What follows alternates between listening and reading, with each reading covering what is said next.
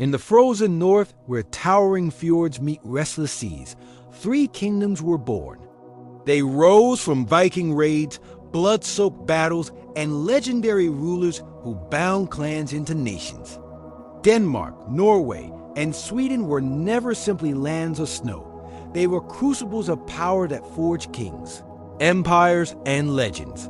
This is the untold history of the Scandinavian Kingdoms. The land before kings. Scandinavia was once a wilderness of forests, mountains, and icy coasts where small tribes struggled for survival. Farmers, fishermen, and hunters lived close to nature, bound by traditions and old gods. These communities were ruled by chieftains who earned power through strength and loyalty. The harsh climate made unity difficult, but ambition simmered beneath the surface. Contact with the Roman world brought wealth, ideas, and conflict to the north. Amber and furs from the Baltic coast flowed southward, while silver and luxuries returned in exchange. Trade began to shape a new class of leaders who saw beyond local survival. Power was slowly shifting from tribes to rulers who dreamed of greater kingdoms. Religion tied these scattered groups together in ways politics could not. They worshiped Odin, Thor, and Freya, believing the gods walked among them. Their myths gave meaning to war, honor, and death. Yet these same beliefs would later clash with Christianity, sparking transformations that would redefine their world forever. The Viking Dawn. The 8th century brought the long ship, sleek and powerful, able to travel oceans and rivers alike. With these vessels, the Norse struck out in every direction, raiding monasteries, towns, and empires. The Viking Age had begun, and with it came fear and fascination across Europe. But behind every raid lay deeper forces of population pressure, ambition, and survival. Norway's rugged coastlines bred explorers who pushed westward to Iceland, Greenland, and Vinland. Danish warriors turned south, striking into the heart of Frankish and English lands. Meanwhile, Swedish traders and warriors sailed eastward, carving paths through Russia to Byzantium. Scandinavia was reaching beyond its borders, shaping history across continents. The Viking Age was not only about war and plunder. Norsemen founded towns, traded goods, and spread culture wherever their ships landed. From Dublin to Kiev, they laid the groundwork for future states and alliances. Yet even as they expanded outward, tensions at home grew, and the seeds of kingdoms began to sprout. Denmark's first crown. Denmark was the first to consolidate under a central king. Gorm the Old and his son Harald Bluetooth united the Danes into a single realm. Harald's reign marked a turning point, for he brought Christianity to his people, ending centuries of pagan tradition. This conversion was not only spiritual, it was political survival in a Christian Europe. The new faith gave Denmark a seat among powerful kingdoms to the south. It legitimized their rulers in the eyes of both allies and enemies. Churches rose where temples once stood, and runes gave way to Latin script. The Danes were now recognized not only as raiders, but as rulers with dynastic power. Harald's reign also strengthened Denmark's position in trade and war. Control over the Baltic coast and southern routes made the kingdom rich. As his successors expanded, Denmark became a dominant force in Northern Europe.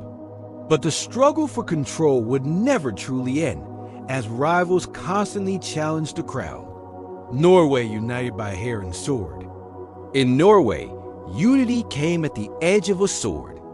The legendary King Harald Fairhair swore he would not cut or comb his hair until he ruled all Norway. Through decades of war, he subdued rival chieftains and bound the fjords under one crown. His triumph became legend, a symbol of strength and destiny. Yet Norway's geography made central rule fragile. Mountains and fjords created isolated regions where clans clung to independence. Rivalries often threatened to break the kingdom apart. Kings needed constant strength to maintain authority, balancing alliances with brutal campaigns of suppression. Despite these struggles, Norway's seafarers gave it an unmatched advantage. They pushed westward into the unknown, reaching the distant shores of Iceland, Greenland, and even North America. Norway's kings commanded not only land, but the wide ocean itself, tying their legacy to exploration as much as conquest. Sweden turns east. Sweden looked not to the west, but to the rivers of the east. Swedish Varangians sailed through Russia, trading and conquering along the way. They founded trade routes that connected the Baltic with Constantinople, enriching their homeland. Many even served as elite warriors in the Byzantine Empire's Varangian Guard. At home, Swedish kings struggled to consolidate power against strong noble families. Unlike Denmark or Norway, unity came slowly and unevenly. Yet trade wealth and military ventures strengthened the monarchy over time. Sweden's rulers began to see their kingdom as a rising power in Europe. The expansion eastward set Sweden apart. While their neighbors raided or explored the Atlantic, Swedes built connections that tied them to both Slavic lands and the great empire of Byzantium. This eastern reach would shape Sweden's unique path as it grew into a kingdom of influence. Faith and fire. The arrival of Christianity reshaped Scandinavia forever. Pagan temples were torn down and churches built in their place. Missionaries and kings worked hand in hand to convert the people, often meeting fierce resistance. Faith was not only a matter of belief, but of identity, and many clung to the old gods with defiance. Civil wars erupted between Christian and pagan factions. In Norway, King Olav Tryggvason and later Saint Olaf fought to impose Christianity by force. In Sweden, conversion spread slowly, resisted in rural areas for generations. The struggle between old and new defined centuries of Scandinavian history. Yet Christianity also brought stability, literacy, and stronger ties to Europe. Monarchies gained legitimacy through the church, and laws were codified under Christian influence. Faith became a tool of unification, helping kings bind their realms under shared belief. The Kalmar Union. By the late 14th century, the three kingdoms faced powerful threats from abroad. To survive, they joined together under the Kalmar Union in 1397. Denmark, Norway, and Sweden were bound under a single monarch, creating one of the largest realms in Europe. At its height, it controlled vast lands and seas. But unity bred tension. Denmark often dominated the Union, fueling resentment in Sweden. Local nobles resisted central authority, and uprisings threatened the fragile balance. The dream of one Scandinavian crown quickly gave way to bitter rivalries. Still, the Kalmar Union showed the potential of Scandinavian unity. Together, the kingdoms could rival the powers of Germany and England. But ambition, pride, and independence proved stronger than unity, and the union would eventually fracture. Sweden's rise as an empire. After breaking from the Kalmar Union, Sweden rose to power under Gustav Vasa and his successors. By the 17th century, it had become a great European power, stretching across the Baltic. Swedish armies, disciplined and fierce, marched into wars that reshaped the continent. Under Gustavus Adolphus, Sweden emerged as a champion of Protestantism during the 30 Years' War. His victories made Sweden a feared military power, admired even by its enemies. For a time, Stockholm stood at the center of European politics. But empire came at a cost. Endless wars drained resources, and rivals eventually struck back. By the early 18th century, Sweden's great power began to wane. Still, its legacy as a northern empire was unmatched in Scandinavian history. Denmark's battles for survival. Denmark, though powerful, often faced threats from larger neighbors. German states to the south and England to the west tested its strength. Wars were frequent, alliances fragile, and the monarchy had to fight for survival. Yet Denmark endured, adapting to shifting tides of European politics. Its navy was a source of pride, protecting trade routes and projecting power across the Baltic. The Danish crown also extended influence into Iceland, Greenland, and the Faroe Islands, expanding its reach. These territories would remain tied to Denmark for centuries. But internal strife and costly wars weakened the kingdom. By the 19th century, Denmark had lost much of its former glory. Still, it survived, proving resilience in the face of overwhelming challenges. Norway in the shadows. Norway often found itself overshadowed by its neighbors. After the collapse of the Kalmar Union, it fell under Danish rule for centuries. Though it kept its language and culture, its political independence was gone. Norwegians lived under foreign kings, their fate tied to Denmark's fortunes.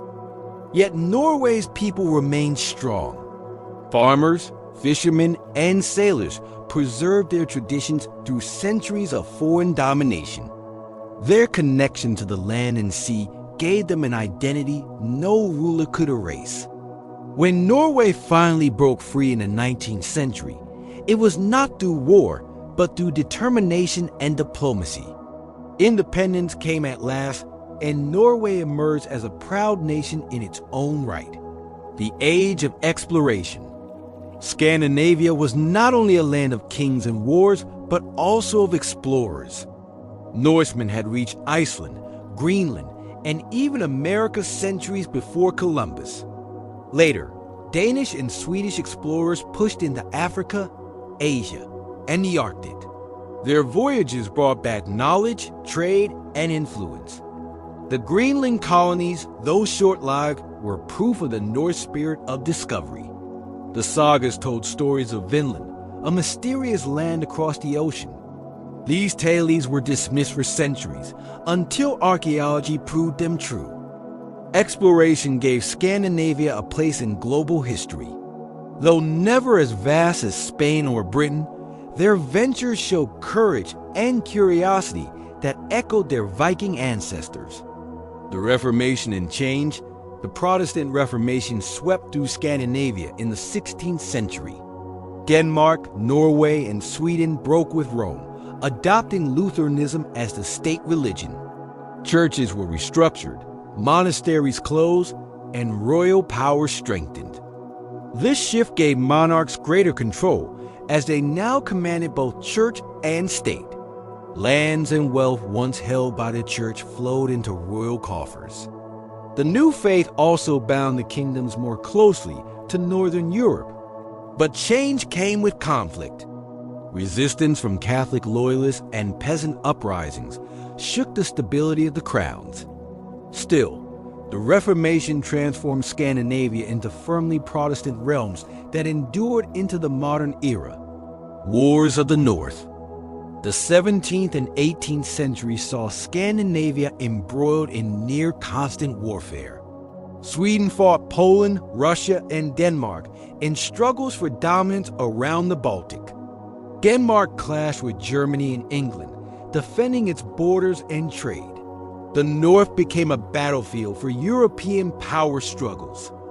The Great Northern War marked the end of Sweden's dominance. Russia under Peter the Great emerged as the new Baltic superpower, breaking Sweden's hold. Denmark regained strength, but neither kingdom would ever dominate Europe again. These wars left deep scars but also shaped modern boundaries. Scandinavia transitioned from ambitious empires to stable nation-states, setting the stage for their future roles. The road to modern nations. By the 19th century, the old order was crumbling. Denmark lost Norway to Sweden after the Napoleonic Wars, altering the balance of power. But Norway's time under Swedish rule was brief, and it gained independence in 1905. Denmark faced further losses, ceding territory to Germany after costly wars. Sweden, too, shifted focus inward, building stability rather than empire. The three kingdoms settled into their modern borders, their days of conquest behind them. Nationalism grew, forging strong identities that defined Denmark, Norway, and Sweden as independent modern states. The kings remained, but now as symbols of tradition rather than absolute rulers. Scandinavia today. Today, the Scandinavian Kingdoms stand as some of the most stable and prosperous nations on earth. Their monarchies endure, but as constitutional crowns that symbolize unity rather than rule. Their histories of struggle, exploration, and empire live on in culture, language, and pride. From Viking sagas to modern democracy, Scandinavia has journeyed through centuries of change. Each kingdom carries scars of war and glory of triumph. Together, they remain bound by shared heritage and enduring resilience. The story of Denmark, Norway, and Sweden is not just about kings and crowns. It is about survival in the harsh north, ambition that shook Europe, and legacies that still inspire today. From the icy fjords of Norway to the royal halls of Denmark and the battlefields of Sweden, the Scandinavian kingdoms shaped the destiny of Europe. They rose from the chaos of Viking raids, forged crowns of power, and endured centuries of conflict and change. Their monarchies may no longer command armies, but their stories still command awe. This was the history of the Scandinavian kingdoms, where legends were born and nations were made.